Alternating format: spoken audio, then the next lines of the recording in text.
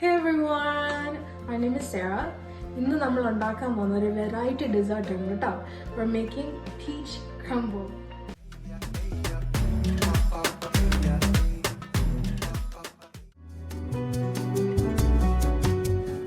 Okay, first step നമ്മൾ peach filling ഉണ്ടാക്കാൻ പോകണം കേട്ടോ.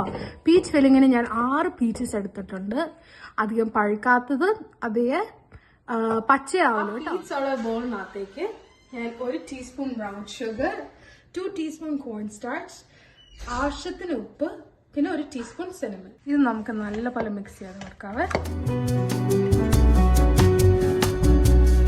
ഇപ്പൊ നമ്മള് പീച്ച് ക്രംബിൾ ഉണ്ടാക്കാൻ പോകണം. അതിനു വേണ്ടി ഞാൻ ഇവിടെ 2/3 cup all purpose flower, 2/3 cup oats, 1/2 cup brown sugar, ആവശ്യത്തിന് സോൾട്ട്, പിന്നെ 1/2 കപ്പ് അൺസോൾട്ടഡ് ബട്ടർ. ഇത് നല്ലപോലെ കൈ കൊണ്ട് കുഴക്കണം കേട്ടോ, എന്നാലേ ആ ക്രംബിളുടെ ടെക്സ്ചർ വരത്തുള്ളൂ. നമ്മൾ കുക്കിംഗ് സ്റ്റേജിലോട്ട് പോകണം കേട്ടോ. ഈ സ്റ്റേജിൽ നമ്മൾ അവൻ 375 ഫാരൻഹൈറ്റിൽ നമ്മൾ പ്രീഹീറ്റ് ചെയ്യാൻ വെച്ചിട്ടുണ്ട്. ആ സമയത്താണ് നമ്മൾ ക്രംബിളും പീച്ച് ഫില്ലിങ്ങും ഉണ്ടാക്കുന്നത് കേട്ടോ.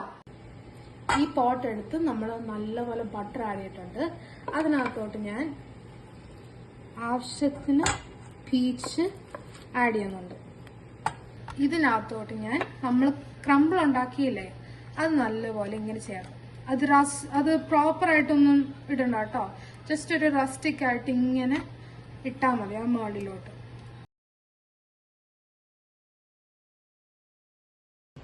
ഇനി നമ്മൾ ഈ ഫില്ലിങ് ഇതിനകത്തോട്ട് ഇടുവാണ് കേട്ടോ.